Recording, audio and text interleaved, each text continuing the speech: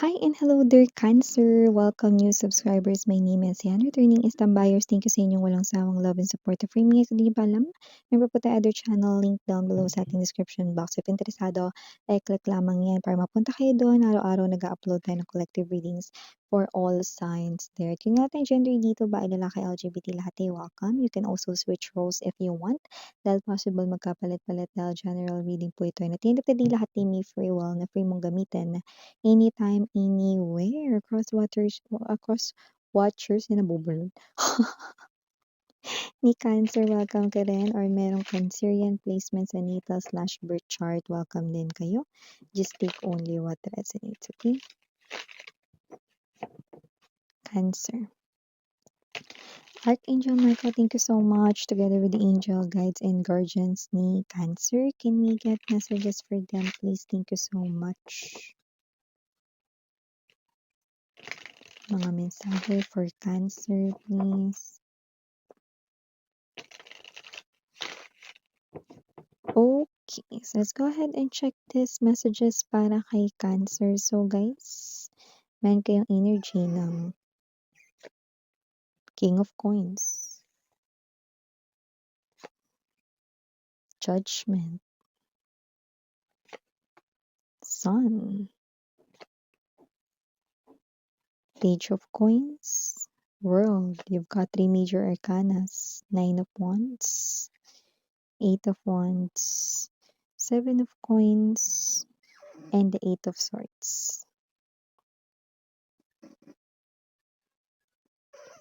Mukhang meron ditong energy na may new opportunity sa kaperahan at hindi ito basta-basta lang 'no, nakita ko maaaring maging stable or maging permanente mo itong mapagkukuhaan rito ng puwedeng panggastos, diyan mo na 'yun makukuha. Yung iba nakakaloka, yung iba maaaring small opportunity lang ito na magmukhang small opportunity at first, puwedeng sideline, part-time 'no, pero 'yan pala talaga yung as in magdadala rito 'no ng reason para mas makapag-ipon ka more, ayun oh.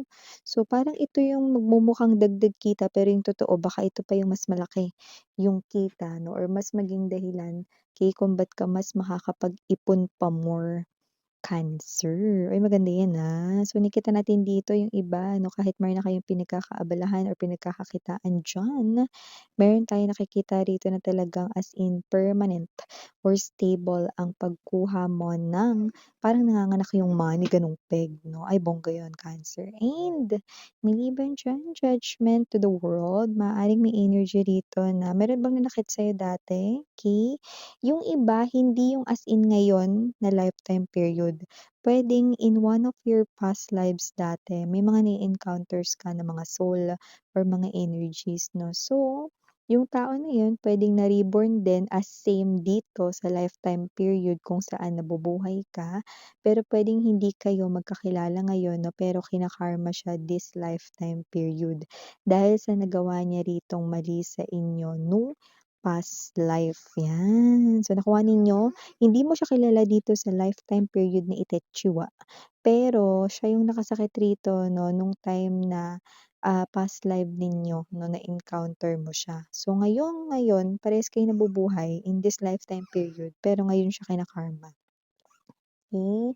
At saka ngayon hindi talaga kayo, pinagkita at pinagtagpo dahil yung tao na yun ay nagdulot sa'yo ng labis na kabiguan, ayan. So, maliban diyan Cancer, the Sun and the Nine of Wands, maaaring meron ka ritong nalaman at natuklasan na puwedeng dahilan kung bakit iniiwasan or iiwasan mo ang isang tao. Hindi ko naman nakita na may nagawa siya ritong pagkakamali sa'yo 'no, pero yung iba, kung ito man ay pag-ibig, maaaring umiiwas ka rito kasi puwedeng siya ay taken na 'no or para hindi ka na masyadong masaktan pa, ay. O yung iba naman wala namang kinalaman sa love, pero maaaring iniiwasan mo yung isang person dito 'no, dahil parang, sa peace of mind mo na rin, 'yan 'no. So, either yung person na yun ay negative kausap or yung person na yun 'no, pagkausap mo wala ka namang napapala. Parang it's like a waste of your time, 'yan. So, may mga gano'ng klase ng energy. Maliban diyan with the sun card pa rin, meron akong nakikita rito na merong paparating na araw kung saan nakikita ko rito na parang tatawa ka, like, laugh out loud 'no, to the point na labas yung ngala-ngala mo rito, I don't know 'no, pero nakikita ko rito meron kang kakwentuhan or kausap, puwedeng friend mo 'yan or you're someone special sa'yo. Nakikita ko dito 'no, the whole day talagang magiging uplifted ang iyong ritong mood and you will be so or very, very happy, nakikita natin dito. And also mga babes, nakikita ko rin dito 'no, na with the Seven of Pentacles energy, nakikita ko na posibleng meron kang maisip na simulan or gawin sa money mo 'no, sa mga darating na mga linggo or buwan. Okay, nakikita ko dito na kung ano man 'yan, balak na matagal mo na talaga ditong gustong gawin or simulan o kaya go ahead, may bless or may basbas dito si universe 'no. Go lang at magtutuloy-tuloy yung success na nakikita ko tungkol or related diyan. 'Yan. So, speaking of investment din 'no, meron ditong gustong mag-invest ng feelings, ang taray. New love ba 'yan, miss 'yan? May past. So, dun muna tayo sa new. Kasi naman 'tong new person na ito nakikita natin dito 'no, na siya yung klase ng person dito na hindi pa talaga 'to nami-meet ever. Pero once na mag-connect kayong dalawa, like mag-connect talaga 'no, na magkaroon kayo ng unang pagkikita or unang usap dito, magtutuloy-tuloy na 'yon, 'yan. Kasi lumalabas siya na next in relationship mo, 'yan. At kung ito naman ay ang iyong past lover or ang ex mo dito, lumalabas rin dito na itong ex mo na ito 'no, ay nakikita ko na gusto niya ulit na i-try na bumalik sa iyong life 'no. Willing rito na mag-effort 'no at handang saluin ang lahat rito ng responsibilities 'no at ang mga bagay na gusto mo ritong ipagawa sa kanya ay hindi siya hihindi doon. Willing siya ritong, gawin lahat, ano man ang kondisyones na ibabagsak mo sa table. Ay bongga 'no. So, kung sino man 'yang ex-lover mo na 'yan, go lang daw mare or pre, willing siya ritong gawin ano man ang, gusto mo 'no, basta mabigyan mo lang siya rito ng pagkakataong, makapagbalik sa buhay mo. At sorry about that commercial mga babes, ituloy na natin ang ating pinag-uusapan dito. Maaari rin 'no, na puwedeng may isipin ka rito 'no, na bagay na baka yan ay mga ilang gabi mong pag-isipan. Hindi naman yan as in problema sa napi-pick up ko rito, Cancer 'no, pero parang yan yung bagay na tingin ko makakaapekto sa'yo in a long run 'no, kaya pinag-iisipan mong mabuti, okey?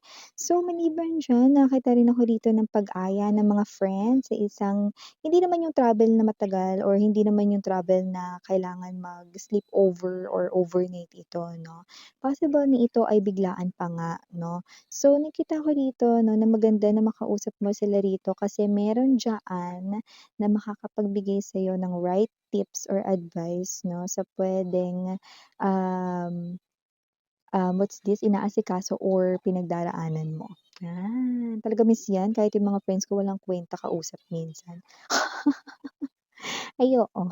Kasi naman yung mga friends mo na 'yan 'no, meron akong nakikita rito na talagang makikinabang ka sa kung anong sasabihin nila rito 'no, like 'yan ay kusa mong maririnig kahit 'di ka magtanong. Kasi may mga energies rin ako nakikita rito na parang yung iba 'no, hindi ino-open yung mga bagay na ganyan 'no, tips or advices kasi may mga friends na very funny, very, what's this, joker, ganyan 'no. So, nakikita ko dito maririnig mo 'yan, okey, kahit hindi ka magtanong sa kanila. Okey, like kusayang lalabas, kusayang topic na 'yan lilitaw related doon sa gusto mong hingan ng advice or tips, 'yan, 'di ba? Oh, eto na, speaking of travel na talagang gusto mo talagang puntahan, matutuloy daw 'yan this year, sabi ng World Card Energy at kung ano man 'yan, hindi mo rito poproblemahin ng pera dahil nakikita ko hindi ko alam, maaaring bare months 'to, yung iba puwedeng out of country 'yan. Pero matutuloy daw, Cancer, sabi rito 'no, ng aking mga cards. At, kung sino man 'tong mga energies na ito 'no, parang very fulfilling 'no, I don't know, parang ang tagal mo ng pangarap puntahan 'tong country na 'to, pero dahil parang hindi ka makabuo-buo dito ng parang, budget 'no or pera mo para diyan, kaya nakikita natin dito hindi ka natutuloy. Pero ngayon magkakaroon ka ng sapat at, puwedeng sobra pa nga na money 'no, for this, you know. Yung iba hindi naman talaga pera, parang meron lang kayong iniintay na maging available. Special person ba 'yan? Eh, baka this year puwede na siya na makasama ninyo, yun oh. So, definitely mapatao man 'yan, it's a success, 'yan na madadala mo siya diyan sa gusto mong puntahan na place o baka gusto mo 'yang puntahan kapag meron ka na talagang someone special, mapupuntahan mo na 'yan, may kasama kang someone special, you know? Ang taray. O para dun sa mga may jowa na or may asawa na, nakita ko dito 'no, na maaaring mas makapag-ipon pa kayo more ng partner mo para sa future ninyo 'no, kasal and everything.